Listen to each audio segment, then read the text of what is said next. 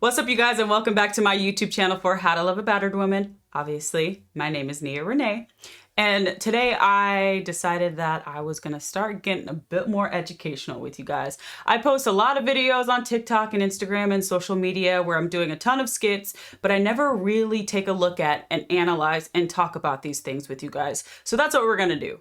I'm gonna go ahead and pull up one of my most viral TikToks, I'm gonna watch it, and then we're gonna talk about it. But first, you know, we gotta...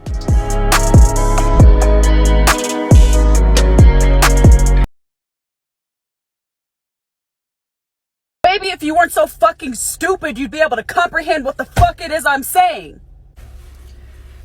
Could you please not yell at me?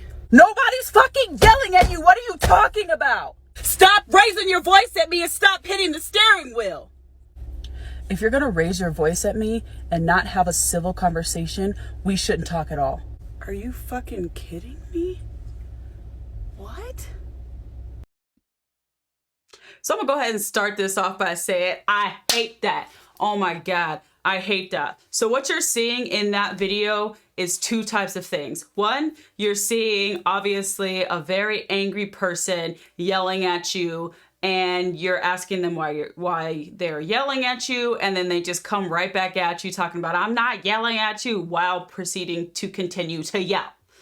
And then so the first thing you see is reactive abuse. And so that's what I want to talk about first, is what reactive abuse is. Reactive abuse is where obviously the victim of abuse is reacting to the abuse that they're enduring. And a lot of times it can look like what you just saw in that video, where they're yelling back at the person, or they are responding and feeding into the behaviors of the abuser. And abusers rely on that. They use that, and then obviously, as you can see in the video, they flip it on you and they turn it back around on you. And it's one of the most frustrating things I think I've ever dealt with being a survivor of domestic violence, because it's just like, you're behaving a certain way, you're treating me a certain way, and then when I react or respond to your abuse by doing the exact same thing that you're doing, you then turn it back on me and make it seem like I'm the one that's being irrational, which brings me to my second point: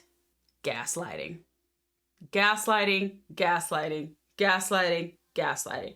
Gaslighting is like a drug to abusers. It is a drug to them, because it is like their favorite thing to do, because they want to make you feel crazy. They want to make you feel like your reality isn't what, like, it just is not reality, and it's stressful and it's frustrating, and it fits, because I remember those days.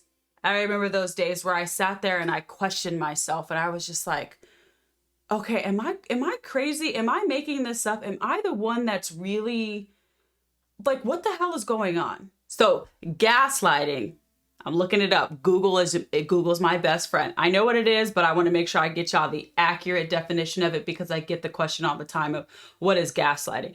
Gaslighting is referring to a specific type of manipulation where the manipulator is trying to get someone else or a group of people to question their own reality, memory, or perception.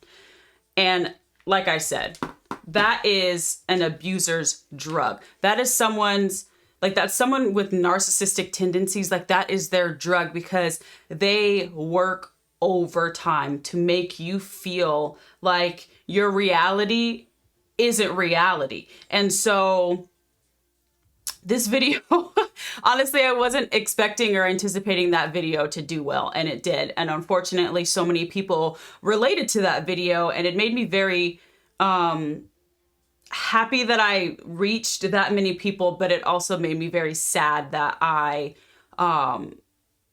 saw so many people just relating to it, and it just makes me upset, because so many people are dealing with this, but they also don't understand or know that it's actually happening to them. And so that's why I wanted to start doing these videos and kind of breaking these situations down. A lot of people leave me messages and comments saying that they never knew that this is what they were going through, but they always felt crazy.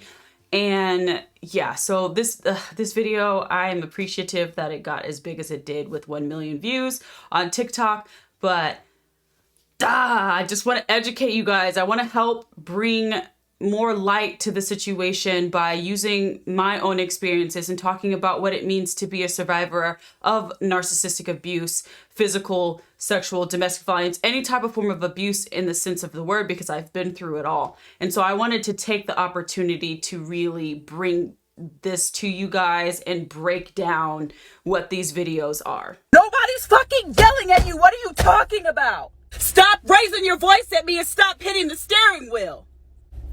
If you're going to raise your voice. So that wasn't my finer moment. I recall being in that moment, and I do recall feeling just with so much rage of like the audacity of this person to think that they could talk to me this way and continuously treat me this way. And so it was like a deep pit of just like anger and frustration. And I just was like, you're going to stop talking to me that way. And of course, immediately he started to play the victim. It truly made me feel like I was going crazy because of the way that he looked at me and said, if you can't have rational conversations, then we shouldn't have conversations at all. This is why I don't talk to you about things. This is what, and that's what the whole relationship was, you know, being pushed to my limits. And then when I spoke up and said something, he would use all of those things against me and being like, well, I'm not your abuser. I'm not going to be your abuser. You're not going to make me out to be your abuser, while continuously abusing me. And it put me on such a spiral. I had to really sit and question and think to myself, like, am I making this up? Like, am I tripping? Am I tripping right now? Or did this really happen?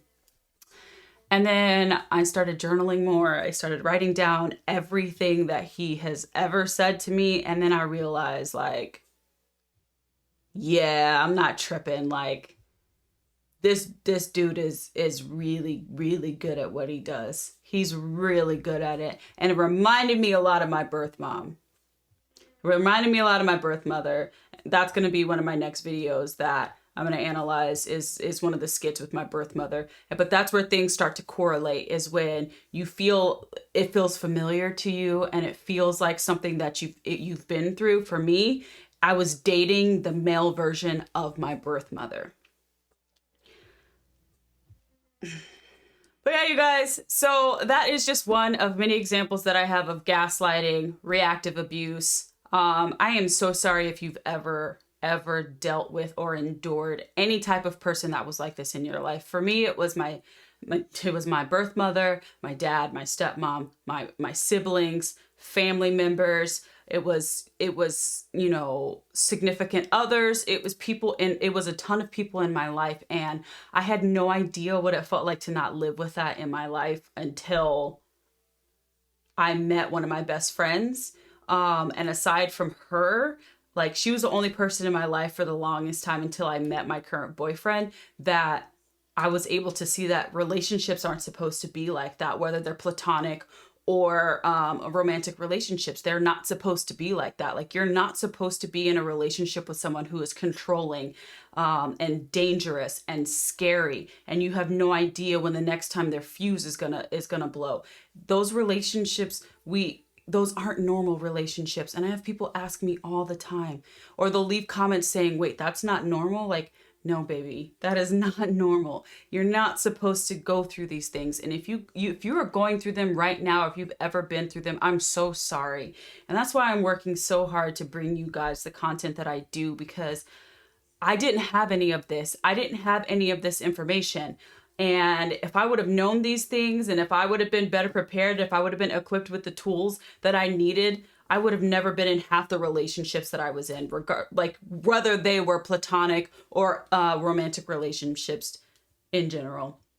So thank you for watching. I hope you guys continue to watch my other videos where I'm going to analyze it and break it down. Hopefully I can come up with the cute name of whatever these segments or videos are going to be called. Leave comments below. Let me know what you want. Find my TikToks. Let me know which videos you want me to analyze and talk about. And yeah, we're going to discuss them. We're going to discuss as many as possible. But like I always say, drink some water, get some rest, and don't let nobody's dusty ass child treat you any kind of way. All right, guys. I'll see y'all next time.